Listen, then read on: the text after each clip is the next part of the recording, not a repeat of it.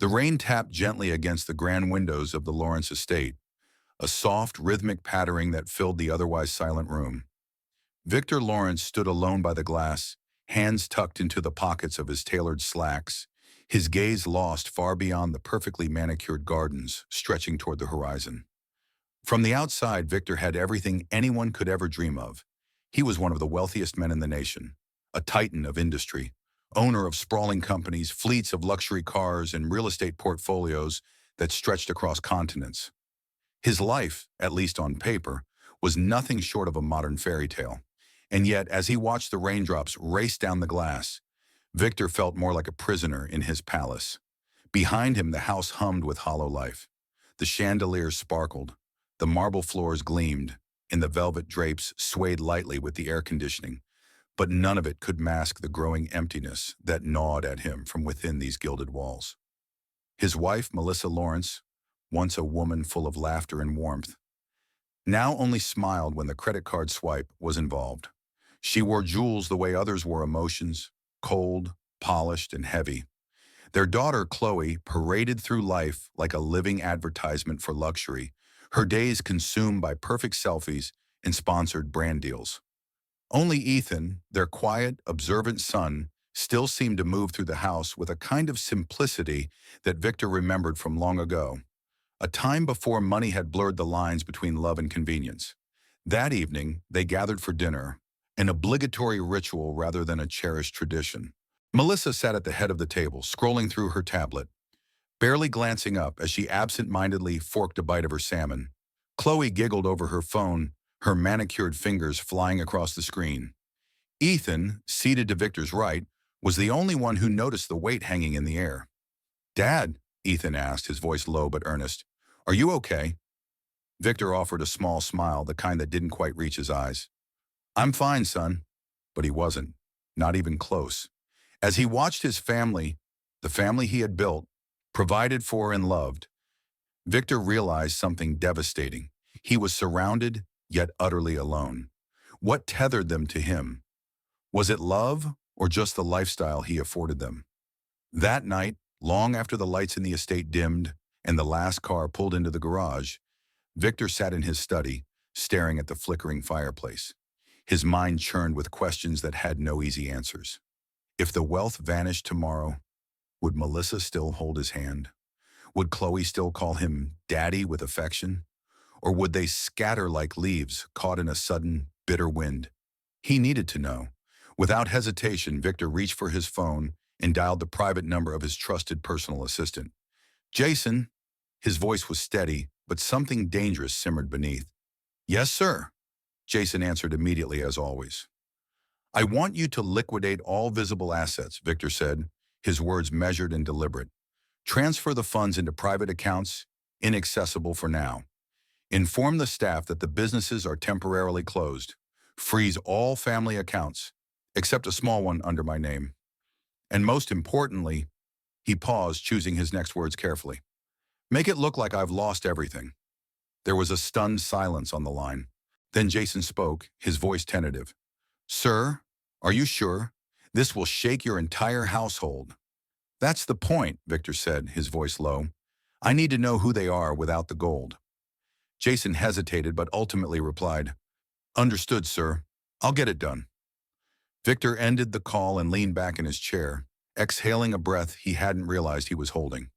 He stared at the ceiling, where shadows from the fire danced like restless spirits. Whatever happened next, there would be no turning back.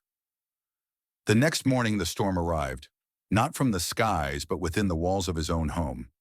Victor gathered his family in the grand living room, a place usually reserved for holiday parties and photo shoots.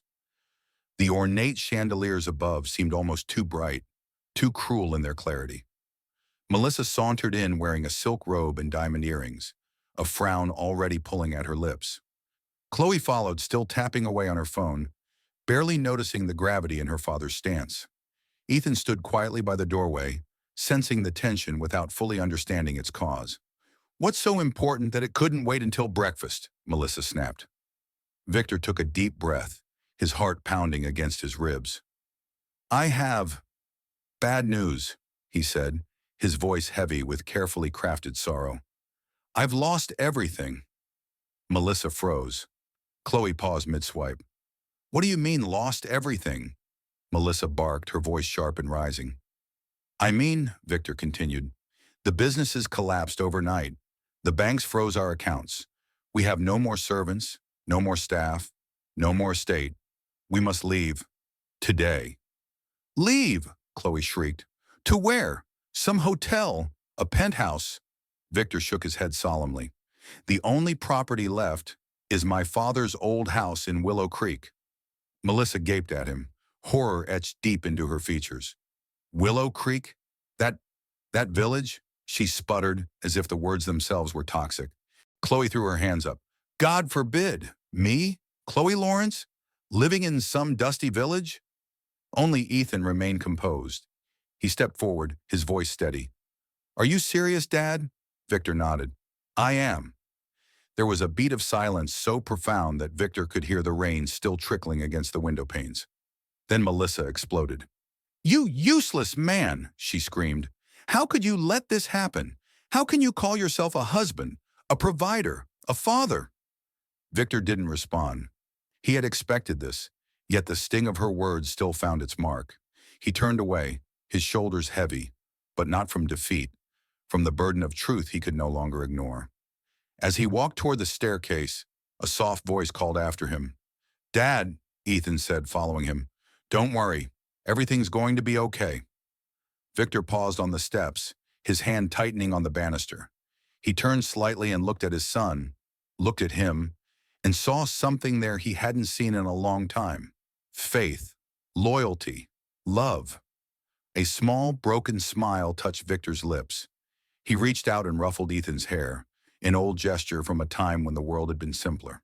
A single tear welled in Victor's eye but did not fall. Thank you, son, he said quietly. You don't know how much that means to me.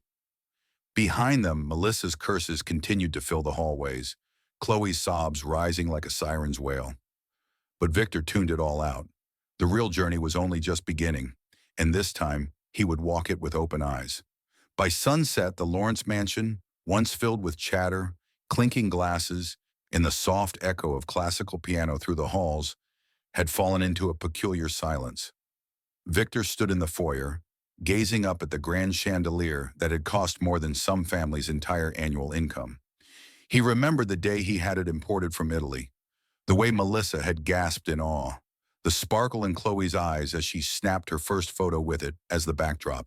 Now, the only sparkle left was in the dust motes swirling through the air. Melissa sat stiffly on the velvet couch, arms crossed, her lips pursed like she was trying to swallow something bitter. Chloe was curled up on the staircase, scrolling through her phone despite the lack of Wi-Fi, still holding on to the illusion of her curated digital world. Pack lightly, Victor said evenly. We're leaving within the hour. Melissa scoffed. This is madness. You can't expect me to leave this house like some criminal sneaking out in the night. It's not about how we leave, Victor replied calmly. It's about whether we can survive without all this. I don't want to survive, Chloe muttered. I want to live. And this is not life. Only Ethan moved without complaint. He packed a small duffel bag, just a few changes of clothes, a worn-out novel, and a framed photo of the family from when things still felt real. He glanced up at his mother and sister, then down the hallway toward his father. They were leaving not just a home, but a facade, and Ethan could already feel the world shifting beneath their feet. An hour later, Victor pulled up an old second-hand sedan Jason had managed to secure. It was a far cry from the sleek black limousine that usually waited in the driveway, but it had 4 wheels and a working engine, and that was enough. Melissa refused to sit in the front seat. I don't want to be seen in this box, she spat, as if the car's rust might stain her soul. Chloe sat in the back beside Ethan, arms folded tightly, sunglasses on despite the falling night. She refused to roll down the window, even though the air was thick and humid inside. As they drove out of the city, the bright lights began to fade, replaced by long stretches of silent road and countryside shadows. Chloe groaned at every pothole. Melissa cursed under her breath whenever the car jolted. Only Ethan remained still, occasionally glancing at his father's tired hands on the steering wheel. Are you okay, Dad? He asked softly. Victor nodded, eyes on the road. I will be. The drive stretched on for hours. The asphalt gave way to gravel, then to dirt. The trees grew taller, the skies darker, and the air carried the earthy scent of farmland and wood smoke. Finally, they arrived. A crooked wooden gate marked the entrance to the property. The house stood in the center of a dry, cracked yard, its mud brick walls leaning ever so slightly to the right, its iron roof rusted to a burnt orange. The paint had long since peeled, and the windows were cloudy from time and neglect. Melissa stepped out of the car and stared at the house like it had personally offended her. You're joking, she said, not even blinking. You're joking. Victor stepped out and walked toward the front door, his footsteps crunching against dry grass. This house belonged to my father. We'll manage here for now. Manage? Melissa shrieked. Manage what? The termites? The ghosts? Chloe opened the car door reluctantly, covering her nose. It smells like old socks and death. Ethan stepped out quietly and began unloading the bags from the trunk. He looked at the house, and while it wasn't beautiful, he didn't recoil. To him, it was just real. And maybe that was what they all needed. He carried the bags inside, stepping over a fallen broom at the threshold. The interior was dim, lit only by the last rays of daylight seeping through the dusty windows. Two plastic chairs and a splintered wooden table sat crookedly in the living room. A single calendar from 3 years ago still hung on the wall, faded and curled at the corners. Melissa refused to enter. She stood outside with her arms folded and her eyes wide in disgust. I am not sleeping in that thing. I will catch a disease. Victor didn't reply. He simply lit a lantern and began dusting off one of the chairs. Chloe sat on the porch, swatting at mosquitoes, her designer shoes sinking into the cracked earth. I should have just stayed with Brandon, she muttered to herself. At least he had air conditioning. Ethan walked past her with a bucket and a towel. Where are you going? She asked. To get water. There's a well down the road. Chloe blinked. You're doing that? Someone has to, he said. We all need to bathe. Chloe scoffed and went back to pretending she had a signal on her phone. Later that evening, Victor crouched by the small open fire outside the house, fumbling with dry sticks and old matches. His hands trembled, his fingers unused to this kind of work. Smoke stung his eyes and the fire refused to catch. Let me try, Dad, Ethan said, kneeling beside him. Together they built the fire slowly, methodically. Ethan blew gently at the base, coaxing the flames to life. They crackled and flickered, a soft glow spreading through the dusk. I remember seeing the village kids do this during summer, Ethan said. They made it look easy. Victor nodded. Thank you, son. You're making all this easier. Meanwhile, Melissa sat on a stone nearby, examining her broken fingernail under the moonlight. Her silk wrapper was smeared with dust. Her face, once powdered and proud, was bare, lined with frustration. Chloe lay on a woven mat inside, her mascara smudged, one eyelash extension dangling pitifully from her left eye. This is a nightmare, Melissa murmured. A living nightmare. Ethan said nothing. He just sat beside his father and stared at the sky. That night, they all slept in a single room. There was no mattress, only a thin mat stretched over the hard floor. The windows had no glass, only creaky wooden shutters that let in every gust of wind and every mosquito. Melissa swatted at bugs all night, cursing under her breath. Chloe tossed and turned, groaning about the heat, the bites, and the lack of a mirror. Victor lay flat on the mat, hands on his chest, staring silently at the thatched ceiling above. Beside him, Ethan gently tapped his shoulder. Dad, he whispered, don't give up. I know this is hard, but we'll get through it, together. Victor turned his head. In the faint glow of the lantern, he saw his son's tired but steady eyes. And for the first time in years, Victor felt something stirred deep inside his chest. Hope. By the third day in Willow Creek, the air itself seemed to conspire against the Lawrence family. The days were heavy with heat, and the nights carried a humid stillness that stuck to the skin like regret. The mud brick house, with its peeling paint and warped floorboards, seemed to groan under the weight of their growing discontent. Melissa sat beneath the shade of a weary mango tree, furiously fanning herself with a palm leaf as beads of sweat gathered at her temples. Her once polished nails were now chipped. Her silk wrapper clung limply to her frame. "This isn't life," she muttered bitterly, her voice dry with exhaustion. "This is punishment." Nearby, Chloe trudged across the yard in mismatched plastic slippers, carrying a rusty bucket to the well. Her once flawless hair had dulled under the relentless sun, and her makeup had surrendered days ago to the unfiltered reality of village life. As Chloe passed, she cast her mother a pleading glance. "Mom," she whispered sharply, "we have to do something. I can't survive here another week. My skin, it's turning dark." Melissa's eyes narrowed. Her mind, sharp even under duress, scanned the horizon for any glimmer of escape. That's when she saw him. Chief Okafor. The village chief strolled down the dirt path, his presence impossible to ignore. He wore a richly patterned wrapper draped over a barrel chest, heavy gold chains resting around his neck, and sunglasses even though the sun was dipping low. Two young women, giggling and wide-eyed, trailed after him, carrying his leather bag and staff like he was royalty. Melissa's hand froze mid-fan. Her eyes sharpened with sudden electric focus. That man, she thought, that man doesn't live like a villager. Chloe, following her mother's gaze, whispered, "Is that the chief?" Melissa smiled thinly. "He looks rich enough." "What are you thinking?" Chloe asked cautiously. Melissa stood, dusting off her wrapper with a determined flick. "Sometimes," she said with a smile that didn't reach her eyes, "when one door closes, a window opens. And sometimes," she adjusted her earrings, "that window has air conditioning."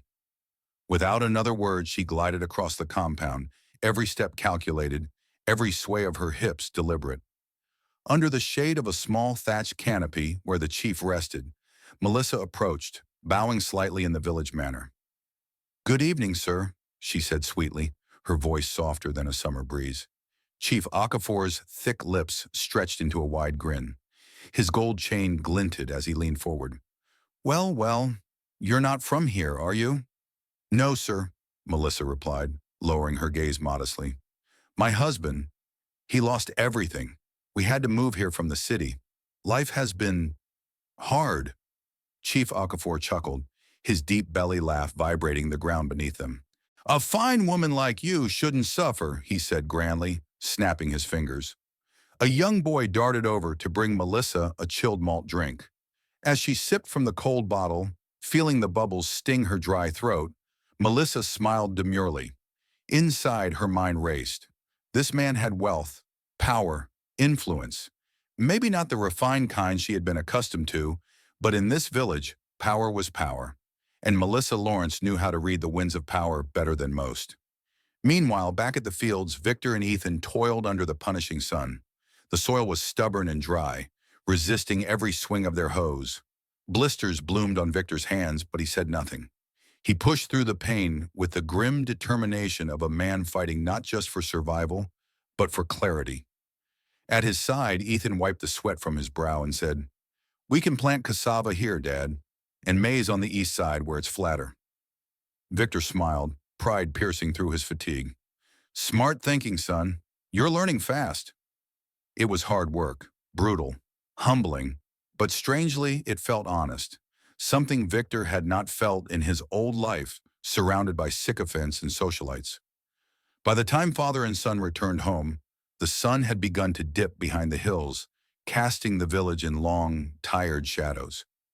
Melissa was already back, perched neatly on the front step, humming softly to herself, a strange and unsettling sight. Victor eyed her suspiciously. "Where have you been?" "Just walking," Melissa said lightly. "Some women from the market showed me where to fetch clean water." Victor raised an eyebrow. He said nothing but noticed the faint scent of perfume clinging to her. The expensive kind no market woman could afford. Ethan glanced at her hands, smooth, unblemished by soap or hard labor, and said nothing. The lies, like the humidity, hung thickly in the air. That evening, after the simple meal of cassava and bitter leaf soup, Chloe slipped out of the house. Dressed in a tight, shiny dress, one she had secretly kept hidden in her bag, she made her way to the only bar in the village, a humble wooden shack strung with colorful plastic lights and the faint, scratchy sound of old high-life music on a battered radio. There, groups of men, young and old, sat drinking palm wine and shouting over each other. Chloe sat at the far end of the bar, legs crossed, pretending to scroll through her dead phone, her posture inviting. She didn't have to wait long. Mr. Benson, a heavy-set man with a pot-belly and suspiciously smooth words, approached with a swagger that stank of cheap cologne. "You're too beautiful to sit here alone," he said, leaning in too close. Chloe flashed him a practiced smile. "I'm not from here," she said, her voice dripping with mock innocence. "I can tell," Mr. Benson chuckled. "What's a city girl like you doing here?" "My foolish father lost everything," Chloe said with a shrug, flipping her hair. "Brought us here to rot." Mr. Benson's eyes gleamed. "I can take care of you," he whispered. "Bring you gifts, money, maybe even a little fun." Chloe's smile widened. "Maybe," she said, tapping his chest with a manicured finger, "but only if you keep your promises." And just like that, the second betrayal was sealed. That night, as the stars spread cold and silent across the sky, Victor sat outside with Ethan, their backs against the cracked wall of the house. "Do you think," Ethan asked hesitantly, "that we'll ever go back to the city?" Victor looked up at the endless night. "Maybe," he said, "but not until I find out who truly deserves it." Ethan frowned, not fully understanding. Victor smiled, a weary, sad smile. "You'll understand soon enough," he said quietly. Inside the house, unbeknownst to them, the cracks in their family's foundation were already growing wider, spreading like hairline fractures across fragile porcelain. And soon it would all come crashing down. The days in Willow Creek grew heavier, not just with the punishing sun, but with something thicker, more poisonous. A creeping rot that Victor Lawrence could no longer ignore. At first he had told himself it was the village's sluggish rhythm, the weight of hard living pressing down on everyone. But deep down he knew better. The rot was not in the village, it was in his own family. And it was spreading. On the fourth morning, Melissa disappeared again. She left before sunrise, wrapping herself in her finest wrapper and dabbing perfume onto her wrist with a careful touch, as if she were preparing for a royal audience. She didn't offer an explanation, didn't look Victor in the eye. She simply adjusted her earrings, lifted her chin, and stepped into the pink-washed dawn. Victor watched her from the doorstep, silent. Ethan stood beside him, arms crossed, his young face tight with confusion. "Where is she going?" he asked. Victor exhaled slowly, his gaze following Melissa's retreating figure as she disappeared around the bend in the dirt road. "I don't know," he said, "but I intend to find out." Meanwhile, Chloe's rebellion was growing less subtle by the day. She now spent most afternoons lurking near the village market, dressed in clothes too tight and too bright for the dusty roads. She laughed loudly with men old enough to be her father, tossing her hair and flashing smiles too calculated to be innocent. One afternoon, Victor caught her returning home with a nylon bag clutched in her hand, a bag stuffed with glossy wrappers, perfume bottles, and a new pair of heels, none of which could have been bought with the meager money they had. He confronted her gently by the door. "Chloe, where did you get those things?" She barely looked up. "Friends," she said with a shrug. "Maybe you should try making some, Dad." Victor said nothing. He simply stepped aside and let her pass, his heart twisting painfully. Inside the house, Ethan approached him cautiously. "She's not the same anymore," Ethan said quietly. Victor placed a tired hand on his son's shoulder. "Sometimes hardship reveals who we truly are," he said. "Sometimes it reveals who we've always been." That evening, Victor made a decision. After Ethan had gone to bed, Victor slipped quietly out of the house, following the faint, familiar scent of Melissa's perfume that seemed to hang in the village air like a trail of ghosts. He moved silently down the winding roads, past the well, past the shuttered market stalls until he reached the Golden Palm Lodge, the only hotel in Willow Creek, and the only place with lights still burning at that hour. And there, through a slatted window, Victor saw it. Melissa, sitting far too close to Chief Okafor. Laughing softly, her hand resting lightly on the chief's broad arm. A half-empty bottle of expensive wine was between them. Victor stood frozen in the shadows, watching as the chief leaned in, whispering something into Melissa's ear that made her giggle. A sound Victor hadn't heard from her in years, Something cold and final settled in his chest. It wasn't just betrayal. It was confirmation. The woman he had loved once, the woman he had fought for, bled for, was gone. He turned away, walking back toward the house with the slow, deliberate steps of a man carrying a weight too heavy to share. When he arrived, Ethan was still awake, sitting on the front step, waiting for him. "Did you find her?" Ethan asked.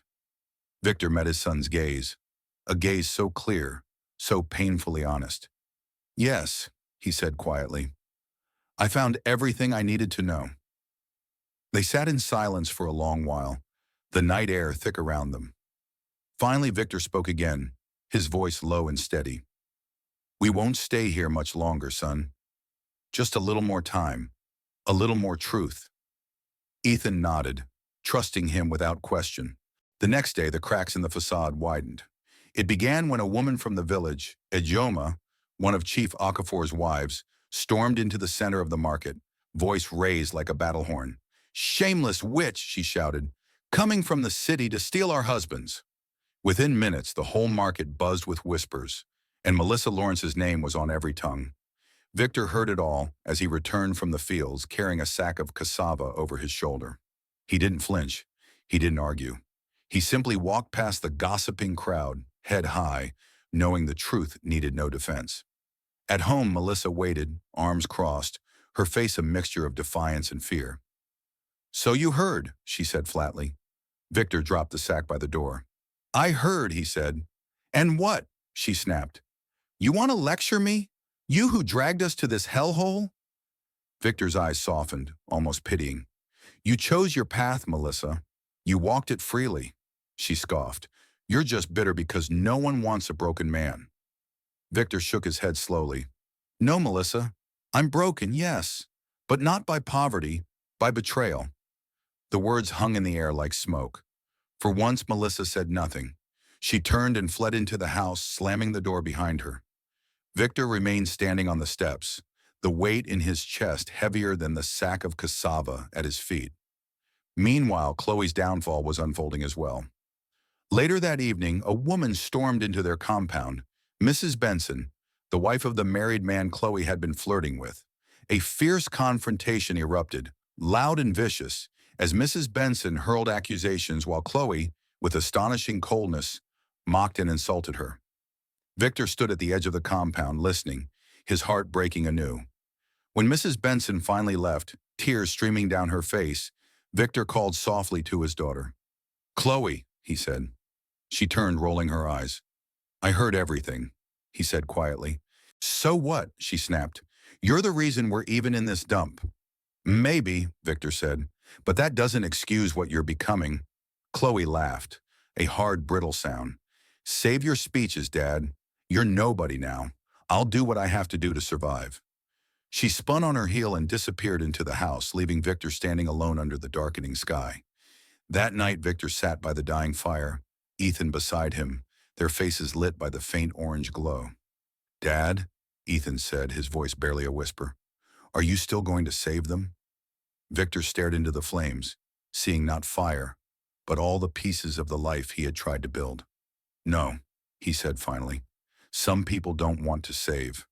He placed a hand on Ethan's shoulder, squeezing gently. "But you, son, you stayed when there was nothing to gain, and for that, you will inherit everything." Ethan looked up, his young face etched with a fierce kind of hope. Victor smiled, a real smile this time, weary but unbroken. The test was nearly complete, and soon it would be time to reveal the truth.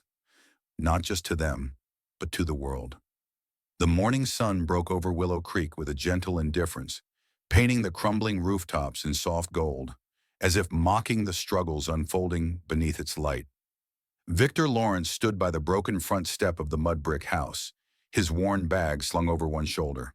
Beside him, Ethan adjusted the strap of his faded backpack. Their faces were calm, but beneath the stillness, a storm of emotions churned. Disappointment, grief, a hollow kind of freedom. Inside the house, laughter echoed faintly. Melissa and Chloe sat cross-legged on the floor, sipping from tin cups of watery tea, giggling like schoolgirls. "They're finally leaving," Chloe whispered gleefully. Good riddance, Melissa replied, a cruel smile twisting her lips. Let them go suffer in the city. Let them taste the life they deserve. Neither woman looked up when Victor and Ethan stepped into the doorway. Neither said goodbye. Victor paused for a moment, looking at them, at what they had become, and felt an ache deep in his bones. Not anger, not even sadness anymore. Only a profound, bone-deep resignation. They've already left us long ago, he thought.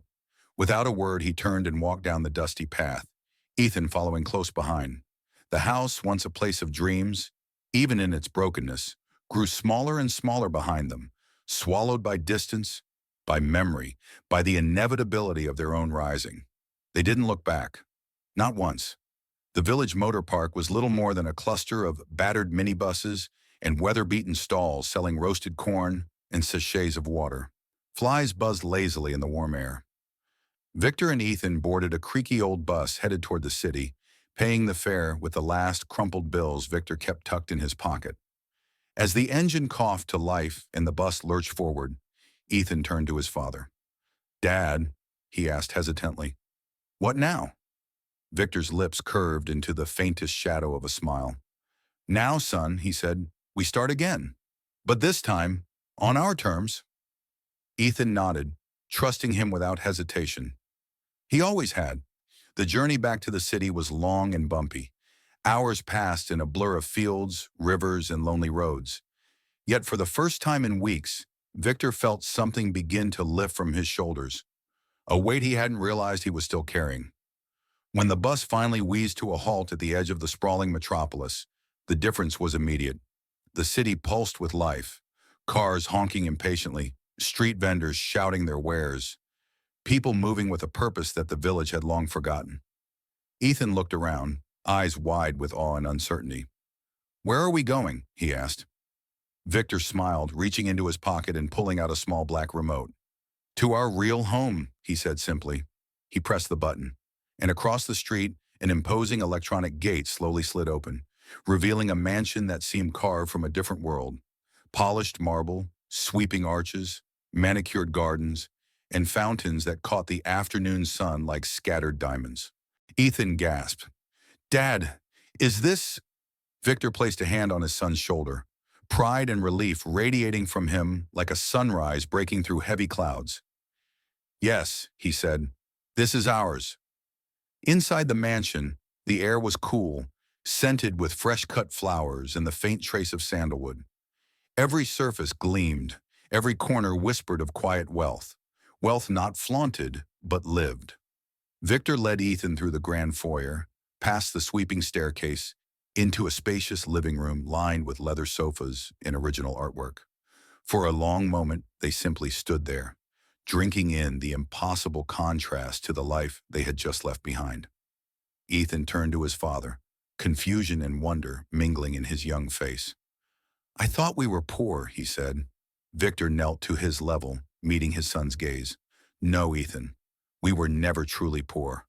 I needed to know who was with me for what I had, and who was with me for who I am." He took a deep breath, his voice steady. "You stayed. You believed. You chose love over comfort, loyalty over luxury." Ethan blinked rapidly, fighting back the emotions swelling in his chest. Victor smiled and stood, clapping a hand on his back. "And because of that, son, you have earned more than any fortune could buy." Meanwhile, back in Willow Creek, life at the mud brick house carried on. Or at least Melissa and Chloe pretended it did. They wore their finest village wrappers and moved with a kind of desperate grandeur, as if trying to convince themselves and anyone watching that they had won. But cracks were already forming. Word had begun to spread through the village. Whispers in the market stalls, snickers from the women at the well. "They say the chief isn't as rich as he claims. They say the chief's gold is fake. They say he promised marriage to 3 women already this year." Melissa bristled at the rumors, refusing to believe them, refusing to see the truth even when it stood inches from her face. Chloe, meanwhile, clung to her fantasy. Her so-called admirers and the married men who once promised her gifts and glory had grown cold, distant, uninterested.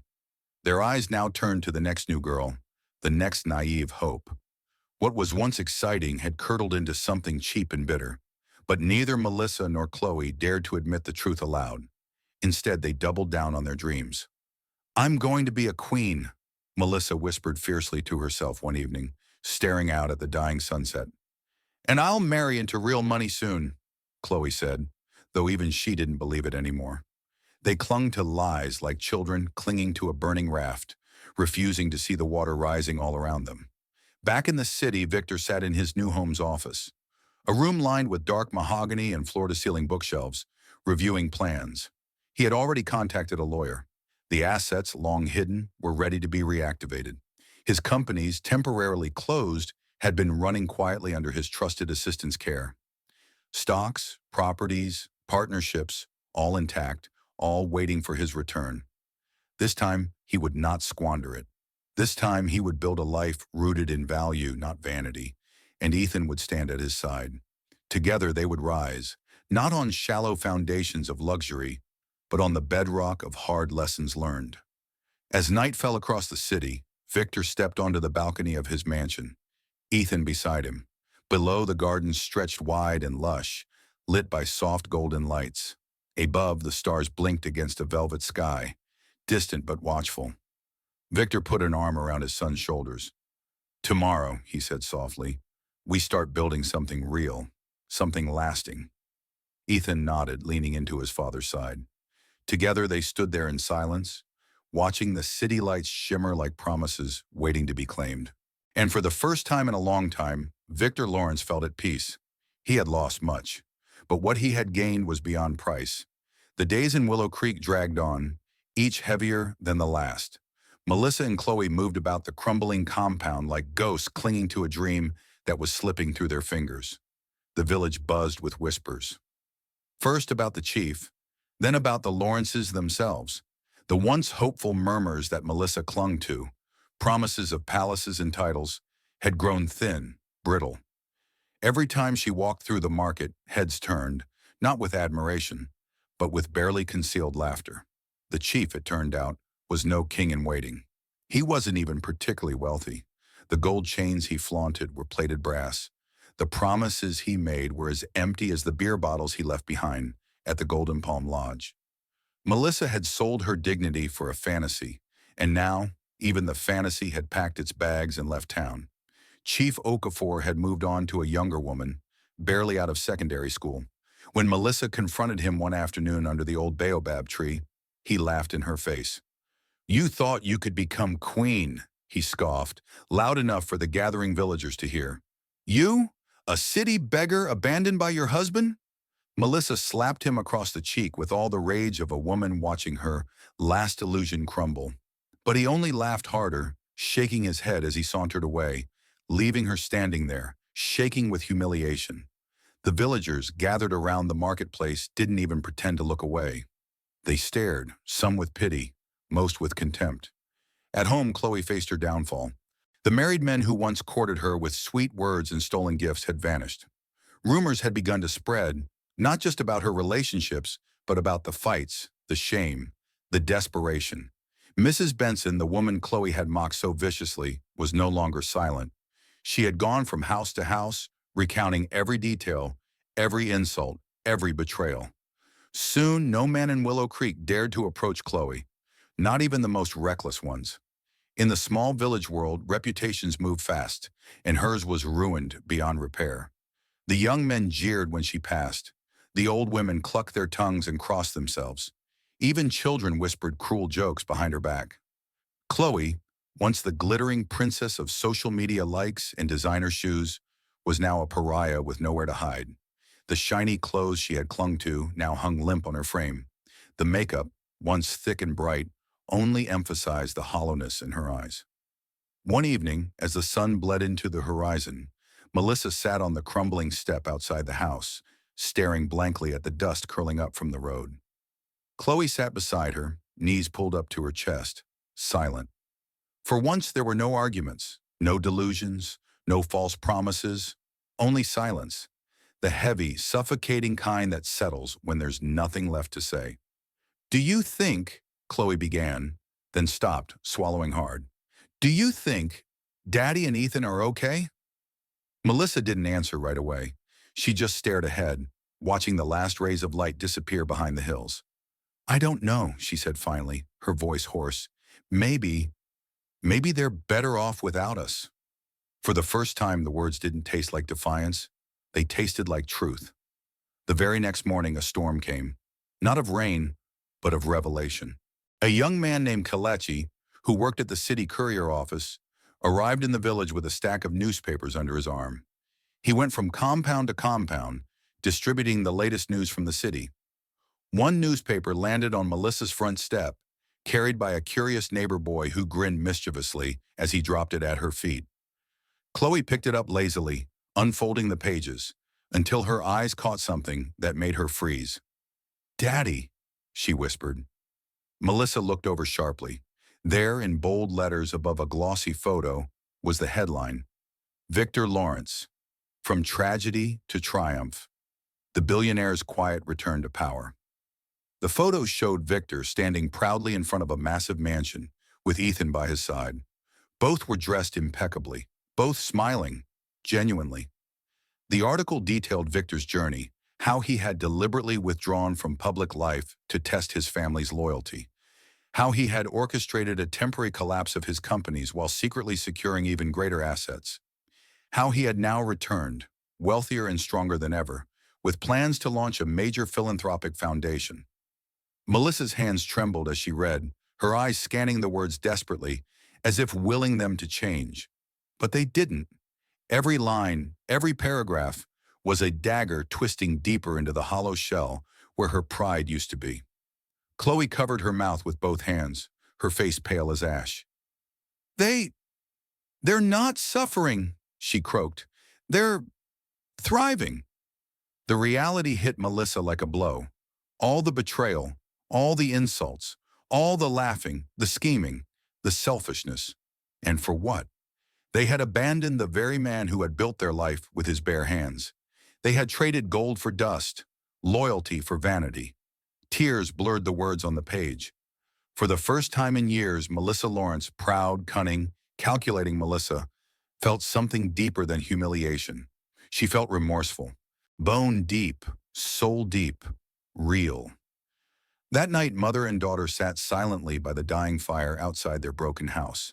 No laughter, no dreams of palaces, no empty boasts, only the cold company of regret. Finally, Chloe spoke, her voice cracking like brittle glass. "Do you think, if we went to him, he would forgive us?" Melissa stared into the embers. "I don't know," she said, her voice hollow. "But after what we did, after how we treated him, maybe we don't deserve forgiveness." She closed her eyes. "But maybe we still need to ask." Chloe said nothing. She only wiped at her eyes, the tears falling faster now. And somewhere deep inside them both, a small, fragile seed of humility stirred for the first time in years. Far away in the glowing heart of the city, Victor Lawrence sat in his study, reading another newspaper, one that told a different story. A reporter had sent him a clipping about two women in a village far away, living in a crumbling house, abandoned by the same illusions they had once chased. Victor closed the paper carefully. He leaned back in his chair, staring out the window at the city lights. And though his heart still carried scars, a quiet sadness crossed his face. Because sometimes, even when you survive betrayal, you never stop mourning what could have been. The first light of morning crept over Willow Creek, washing the village in a cold, gray hue. Melissa Lawrence sat on the crumbling step outside the house, a thin shawl wrapped around her shoulders. Chloe was beside her, silent, clutching a battered old handbag against her chest, as if it might anchor her to the earth. Neither spoke. Neither needed to. The newspaper lay open between them, the headlines stark against the dirt. Victor Lawrence, a legacy reclaimed. Melissa's fingers traced the edges of the paper, her movements slow, almost reverent. "We have to go," Chloe said suddenly, her voice barely more than a whisper. Melissa turned to look at her daughter, seeing for the first time, not the spoiled girl she had raised, but a young woman hollowed out by consequence. "Go?" Melissa echoed, the word feeling foreign in her mouth. Chloe nodded, her chin trembling. "To him, to Dad, 2, she swallowed hard, blinking back tears. To make it right. Melissa stared at the dusty road stretching away from their compound, winding out of the village like a ribbon of faded dreams. Could they? Should they? Was there still a bridge left to cross? And if they found him, would he even look at them again? Melissa pressed her lips into a thin line. Pride battled with regret inside her chest. For a moment she nearly turned away, nearly buried herself deeper in bitterness. But then she remembered the way Victor had looked at her in the early days, before the money, before the bitterness, when he saw her as a queen, even when they lived in a tiny flat with leaking ceilings. That memory broke something inside her that had held stubbornly for too long. "Pack your things," she said hoarsely. "We leave today." The journey back to the city was not a grand one. There were no sleek cars, no soft leather seats, no hired drivers, only a rusted minibus filled with the heavy smell of gasoline and the cries of crying babies. Melissa and Chloe squeezed onto a wooden bench near the back, clutching their small bags tightly against them. The road stretched endlessly ahead, winding through dusty fields and nameless towns, each mile a harsh reminder of how far they had fallen. Chloe dozed fitfully against the window, her face pale and drawn. Melissa sat stiffly, her mind racing with fears she dared not speak aloud. What if he refused to see them? What if he had moved on, built a life that no longer had room for traitors? Would they deserve anything less? The bus jolted violently as it hit a pothole, jerking Melissa from her thoughts. She tightened her grip on her bag, whispering a silent prayer she hadn't uttered in years. "God, please let him hear us." It was nearly dusk when they reached the outskirts of the city. The skyline loomed in the distance, bright, modern, merciless.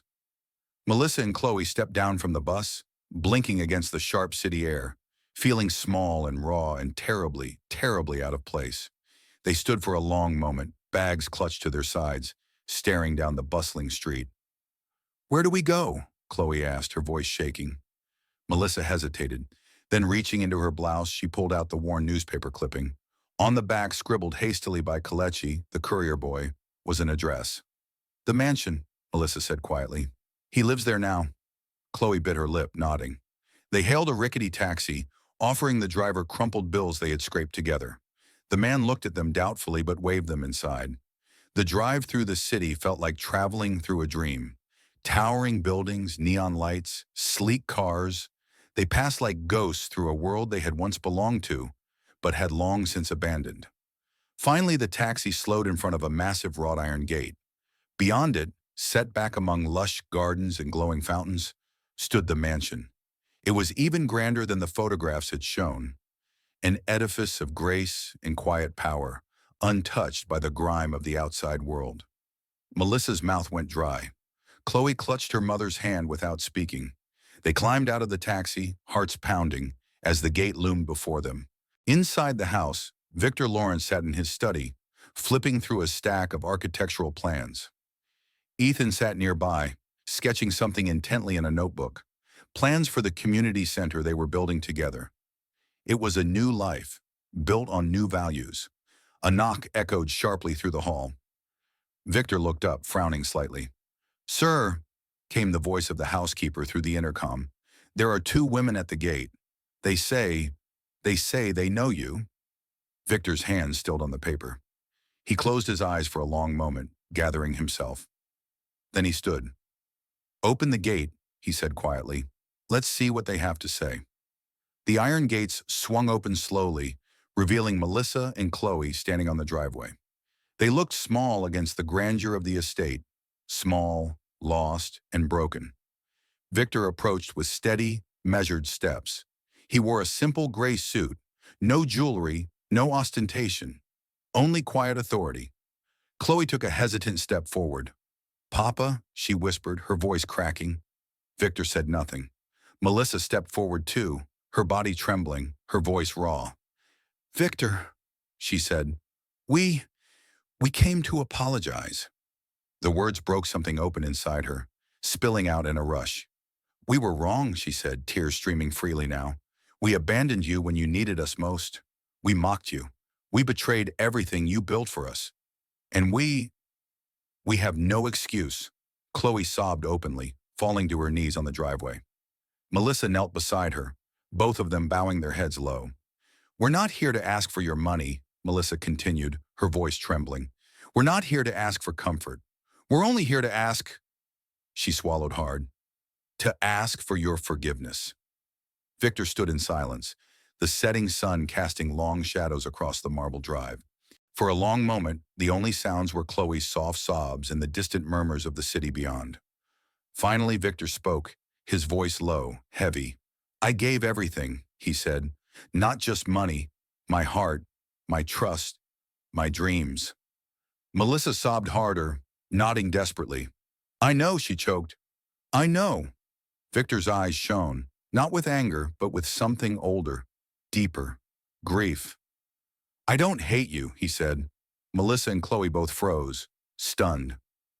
I don't hate you, Victor repeated, but I don't trust you either. He stepped closer, and for the first time Melissa saw the full measure of the man he had become. Stronger, quieter, unshakable. You will not walk back into my life like nothing happened, he said. Trust must be earned, respect must be rebuilt. Melissa nodded, tears blinding her. We'll earn it, she whispered. Whatever it takes. Victor studied them for a long, silent moment. Then he stepped aside. You may come inside, he said quietly. Not as family yet, not what you were, but as to what you might become. The gates that still opened behind them seemed to hold their breath.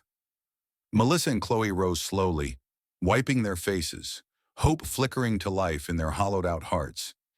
It would be a long road back, hard, uncertain, but for the first time in a long time, it was a road they were willing to walk. And Victor, wiser now, stronger now, was willing to watch, not with naivety, but with a heart that, despite everything, still knew how to hope. The next morning in Victor's grand estate felt almost surreal. Melissa and Chloe woke up in a modest guest room, neither grand nor bare, just simple. The beds were neatly made, the walls painted a soft, neutral color, and the only sound was the distant rustling of palm leaves outside the window. It was not the luxury they once bathed in. It was something humbler, and strangely, it was exactly what they needed. Melissa sat on the edge of her bed, staring at the neatly folded clothes a housekeeper had left for them. Plain cotton dresses, comfortable slippers, no jewelry, no airs. Chloe stood by the window, her arms wrapped around herself, the golden morning light making her look younger, smaller, almost like the little girl Melissa remembered from long ago. Neither of them spoke. Words had lost their power for now. Only actions would matter. Downstairs, Victor stood by the breakfast table, speaking softly with Ethan. The boy had watched everything unfold with quiet, thoughtful eyes. Will you forgive them? Ethan asked carefully. Victor stirred his coffee once, twice, then set the spoon down gently. Forgiveness, he said, is not given in a moment. It's earned through change. Ethan nodded slowly. He understood. Victor looked toward the stairwell where footsteps now echoed. Melissa and Chloe descended slowly, heads slightly bowed, not in defeat, but in humility. They approached the table, unsure if they were even welcome to sit. Victor didn't say a word. Instead, he gestured to the two empty seats.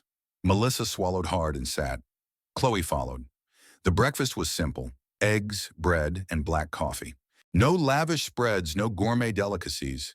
Melissa remembered the extravagant brunches they used to demand: champagne before noon, French pastries flown in from Paris, and felt a pang of shame so sharp she nearly gasped. Chloe stared down at her plate, her appetite lost. Victor finally spoke.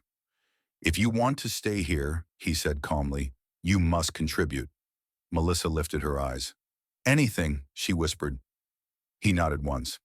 Ethan and I are starting a community center downtown, Victor continued, for underprivileged families. It needs hands, hands that are willing to work, not just pose for photographs. Melissa and Chloe exchanged a glance. You'll start as volunteers, Victor said. No salary, no titles, just work. And if we refuse? Chloe asked, her voice barely audible. Victor's expression didn't change. Then you leave. Simple, final. Melissa tightened her fingers around her fork. She had slept on dirt floors. She had begged. She had fallen lower than she ever thought possible, and she had learned finally that real value was not measured in silk sheets or diamond rings. It was measured in who you were when you had nothing left to hide behind. "We accept," Melissa said firmly. Chloe hesitated for a second longer, then nodded. "We'll work," she said. Victor leaned back in his chair, studying them. For the first time, he allowed himself a small, imperceptible glimmer of hope. The work was grueling. The community center was little more than a hollowed-out warehouse when they arrived, a skeleton of a dream. Victor gave no special treatment. Melissa scrubbed floors. Chloe hauled boxes of donated clothes.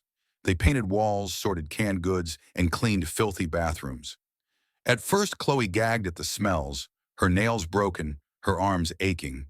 At first, Melissa's pride screamed at her, each brush stroke across the grimy walls, a reminder of everything she had thrown away. But as the days passed, something began to shift. They stopped complaining. They stopped expecting praise. They simply worked. One afternoon, as Melissa struggled to mop a particularly stubborn stain from the concrete floor, an elderly woman from the neighborhood entered. She wore a faded dress and carried a heavy basket of donated goods. Melissa, without thinking, hurried forward to help her. The woman looked at her, surprised. "Thank you, dear," she said, her voice warm and weathered. Melissa smiled, a real, genuine smile. Perhaps the first she had given a stranger in years. And for a moment, Melissa felt something she hadn't felt since her early days with Victor. Pride, not in what she owned, but in what she gave. Meanwhile, Chloe found herself drawn to the small children who wandered into the community center after school. At first, she scowled when they ran circles around her, smearing her carefully cleaned clothes with their muddy hands. But slowly their laughter broke through her walls. She started helping them with homework, organizing little games, and bringing snacks from the meager supplies the center offered. The children adored her. And for the first time, Chloe realized there was a kind of happiness that came from being needed, not admired. A happiness that wasn't bought. Victor watched them from a distance. He saw the way Melissa stayed late after others had left, patching cracked walls with trembling but steady hands. He saw the way Chloe knelt to tie the shoelaces of a boy whose own parents barely noticed him. He said nothing. He only watched. Because real change, he knew, didn't happen with grand speeches. It happened in the quiet, stubborn choices made when no one was clapping. One evening, after the day's work had ended, Melissa approached Victor, her hands still stained with paint. "May I speak with you?" she asked softly. Victor nodded, folding his arms. Melissa inhaled slowly, then met his gaze without flinching. "I know it's too soon to ask for trust," she said, "and I know I have no right to expect anything from you." She swallowed hard, forcing the words past the tightness in her throat. "But I want you to know, I'm not working to impress you. I'm working to rebuild myself, even if you never let me back in." Victor searched her face. There was no manipulation there, no cunning, only raw, honest regret, and a fragile kind of hope. He nodded once. "Good," he said. Melissa's shoulders sagged slightly with relief. Then, just before she turned to go, Victor added quietly, "Keep going." Back at the house, Chloe sat by the window, sketching something in a battered notebook. It wasn't selfies. It wasn't designer clothes. It was plans.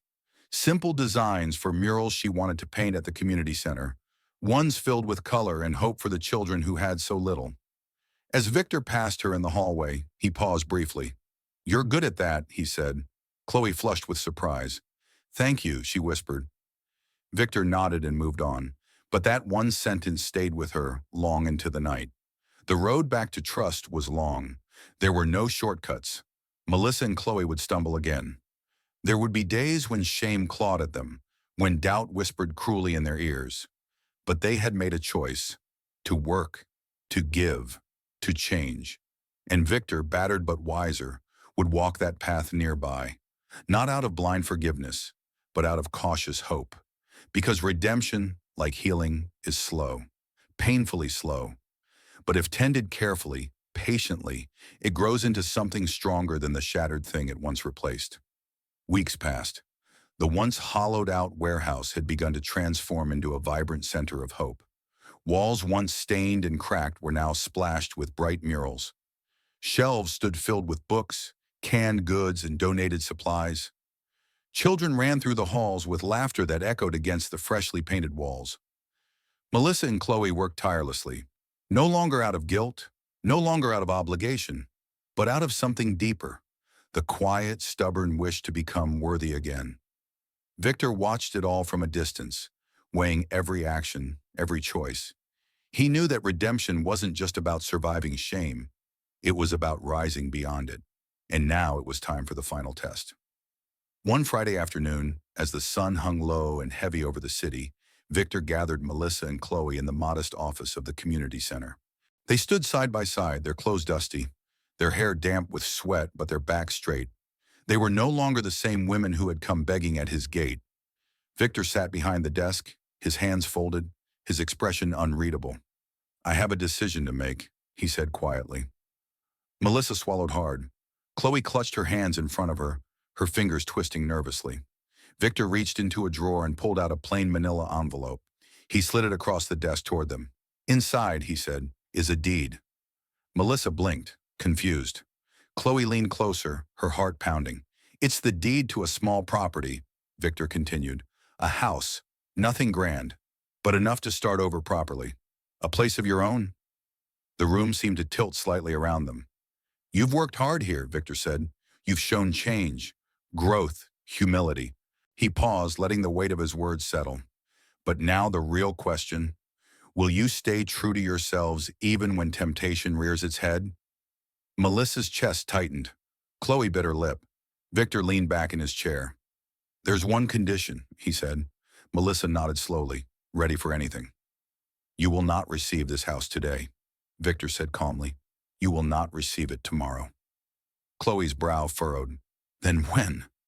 Victor's voice was firm but not unkind. "You will live another 6 months in the guest wing. Continue working at the center. No shortcuts, no privileges." He tapped the desk lightly with one finger. "And after 6 months, if you have stayed the course, the house is yours." Silence fell thick in the room. Melissa felt a wave of emotions rise in her. Relief, fear, gratitude. 6 months, 6 more months of humility, of service. But 6 months could wash away a lifetime's worth of mistakes. She nodded immediately. "I accept," she said, her voice steady. Victor's eyes moved to Chloe. Chloe hesitated. Her mind raced. 6 months of hard labor, 6 months without glamour, 6 months without the life she once flaunted online. But then she thought of the children who clung to her skirts. The little girl who had given her a wilted flower just the day before and whispered, "You're like a princess who lives in our neighborhood." Not a princess of wealth, a princess of kindness. Chloe blinked back sudden tears. "I accept too," she whispered. Victor nodded once, gravely. "Then your test begins now." The next 6 months tested them in ways they hadn't anticipated. Not just physically, scrubbing toilets, fixing leaky roofs, cooking simple meals, but emotionally. There were days when Melissa wanted to scream at the unfairness of it all, when Chloe wanted to throw down her paintbrush and walk away forever, especially when Victor remained distant. No words of encouragement, no softening of judgment, only polite, reserved acknowledgement of their work. It would have been easier if he had yelled, easier if he had berated them. But the cold civility, the way he treated them not with anger, but with cautious distance, was harder to endure. It made them confront themselves, not him. And through it all, they stayed. One chilly evening in early December, as they finished setting up a makeshift Christmas celebration for the children at the center, Melissa found herself standing alone by the door, staring at the decorations. Paper snowflakes, handmade garlands, a secondhand tree decorated with baubles donated by volunteers. It wasn't luxury, it wasn't opulence, but it was beautiful. A hand touched her shoulder lightly. She turned to see Victor standing behind her. "You did good," he said simply. Melissa's eyes filled with tears, not because of the words, but because after months of silence, after endless days of invisible effort, they finally mattered again. She nodded, unable to speak. Later that evening, Victor called Chloe aside. She approached him cautiously, nervous. "You're an artist," he said. Chloe blinked, stunned. "You should study properly," Victor continued. Formally, if you choose to. He handed her a small pamphlet. Scholarship applications for a local art institute. Chloe's hands trembled as she took it. You believe in me? She whispered. Victor gave a small, tired smile. I believe people can change, he said, but only if they fight hard enough for it. The days moved faster after that. Melissa began helping manage the inventory for the center, proving her sharp mind hadn't dulled after all. Chloe taught weekend art classes for the children, her murals growing more elaborate, more full of life.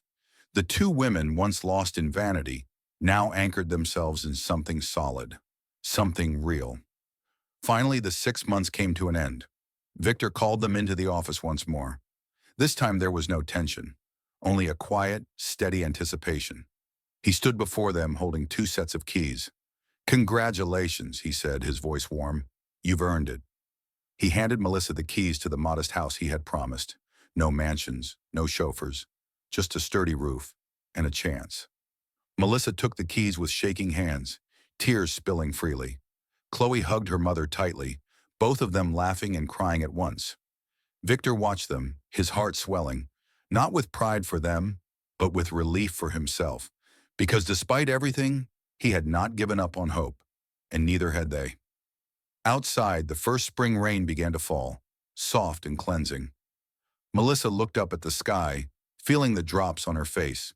For the first time in years, she felt clean, not because of wealth, not because of approval, but because she had faced her worst self and survived. She turned to Victor, her voice thick with emotion. Thank you, she whispered, for not giving up. Victor smiled, a rare, genuine smile. Thank yourself, he said. You did the hardest part. Melissa nodded, slipping the keys into her pocket, a symbol of a new beginning. Chloe wiped her face, giggling. Ready, Mom? She asked, holding out her hand. Melissa took it firmly. Ready. And together, under the rain, they stepped into the future. A future they had earned, one choice at a time. Months passed. The small house Victor had given Melissa and Chloe slowly turned into a real home, not because of extravagant furniture or expensive art, but because of something far rarer. Peace, respect, and quiet, honest joy. The walls were painted with soft, calming colors. Secondhand furniture filled the rooms. Nothing matched perfectly, but everything was clean and lovingly maintained. In the evenings, Chloe would sit on the porch, sketching new mural ideas while Melissa tended to a tiny vegetable garden she had planted herself. They didn't have much, but for the first time in years, what they had felt earned. And that made all the difference. Victor remained part of their lives, not as the distant husband or father they once tried to manipulate, but as a steady, supportive presence. Some weekends, he would visit the community center to check on their projects. Other times, he would join them for simple dinners, grilled chicken, fresh salad, sweet tea, no servants, no protocols, just family. Ethan, too, had grown closer to them. He would spend hours asking Chloe about her paintings or helping Melissa with the garden, laughing at their clumsy mistake and celebrating their small victories. One Sunday afternoon, as they all sat around the tiny living room, playing an old board game Melissa had rescued from a thrift store, Victor leaned back in his chair watching them, and for the first time in a very long while, he felt complete. Not because everything was perfect, not because the past had been erased, but because they had fought their way back, not to luxury, but to authentic love, the kind that money could never buy. One evening, after a long day volunteering at the center, Melissa found Victor sitting alone on the front steps of the house, gazing up at the stars. She sat down beside him, tucking her legs under her. For a while, they said nothing. The silence between them was no longer heavy. It was peaceful. Finally, Melissa spoke. Do you remember, she said softly, when we first married? Victor smiled faintly. I remember you hated my cheap car. Melissa laughed, covering her mouth. And you hated my awful cooking, Victor added, chuckling. They sat there letting the memories drift between them, not with bitterness, not with regret, but with the understanding that the journey, the hardships, the mistakes, the rebuilding had had shaped them into something stronger than they could have ever been in their perfect, brittle past. I was so scared, Melissa admitted, her voice breaking slightly. Scared you'd never look at me the same again. Victor turned to her, his gaze steady. I don't look at you the same, he said. Her heart clenched. But not because of anger, he continued. Because now I see you. Not the woman who needed to be saved by luxury, but the woman who saved herself. Tears welled in Melissa's eyes. She didn't deserve this forgiveness. She hadn't earned it in a single grand gesture. She had built it, piece by piece, with every small, hard choice. And Victor had seen it, accepted it. Inside the house, Chloe and Ethan were busy planning the next charity drive for the center. Chloe's face lit up with enthusiasm as she sketched out posters. Ethan grinned, suggesting games and activities for the kids. Two young souls, scarred but healing, are building something better from the ashes of old mistakes. That night, after Melissa kissed Chloe goodnight and checked the locks on the door, she paused in the hallway, her hand resting against the wooden frame. She didn't recognize this woman anymore. This woman who found happiness in painting walls, in growing tomatoes, in serving spaghetti to a room full of noisy, grateful children. But she loved her. For the first time in her life, she truly loved herself. Not for her looks, not for her possessions, but for her heart, for her choices, for her strength. Weeks later, at a small ceremony at the community center, Victor stood before a modest crowd of volunteers, neighbors, and children. He spoke briefly about gratitude, about perseverance, about second chances. Then he turned the microphone over to Melissa and Chloe. Melissa stepped up first, her voice steady. We once thought wealth was about what you could hold in your hands, she said. Cars, jewels, houses. She glanced at Chloe, who smiled back, her arms folded proudly. But real wealth, Melissa continued, her voice thick with emotion, is what you hold in your heart. Integrity, love, redemption. The audience clapped, not politely, but warmly, because they had watched this family fall apart, and they had watched them rebuild, not by climbing back to riches, but by learning how to live truthfully. After the ceremony, as the sun dipped below the horizon and the sky turned gold and violet, Victor stood quietly beside Melissa and Chloe. Chloe slipped her hand into Melissa's. Melissa looked at Victor. Thank you, she whispered again. Victor shook his head slightly. You did this, he said. Not me. They stood there, shoulder to shoulder, watching children laugh and run through the newly planted garden. The future stretched before them, uncertain, imperfect, beautiful. Exactly as it should be. Because true wealth was never in the things they lost. It was in the family that they found again. And that, no thief, no mistake, no time, could ever take away. The story of Victor, Melissa, and Chloe reminds us of a powerful truth. Wealth can build houses, but only love can build a home. Money can buy comfort, but only character can buy peace. Mistakes can shatter trust, but perseverance can rebuild it stronger than before. Melissa and Chloe lost everything they once clung to: luxury, status, appearances. But in losing those things, they found something infinitely more valuable: themselves. They learned that dignity isn't worn like a crown. It's earned through humility, through hard work, through the painful, beautiful process of change. Victor, too, discovered that sometimes the greatest act of love isn't in shielding others from their failures, but in standing back and letting them fight their way back to the light. In the end, true riches aren't counted in dollars or gold. They are measured in forgiveness, in second chances, and in the quiet, steady courage to become better than you were yesterday. Because real success is not about rising higher than others, it's about rising higher than your past self. If this story touched your heart, don't forget to like, share it with someone who needs hope today, and subscribe for more inspiring tales. Tell us in the comments, what part of the story resonated with you the most? We'd love to hear your thoughts. Thank you for watching, and remember, no fall is final, as long as you dare to rise again.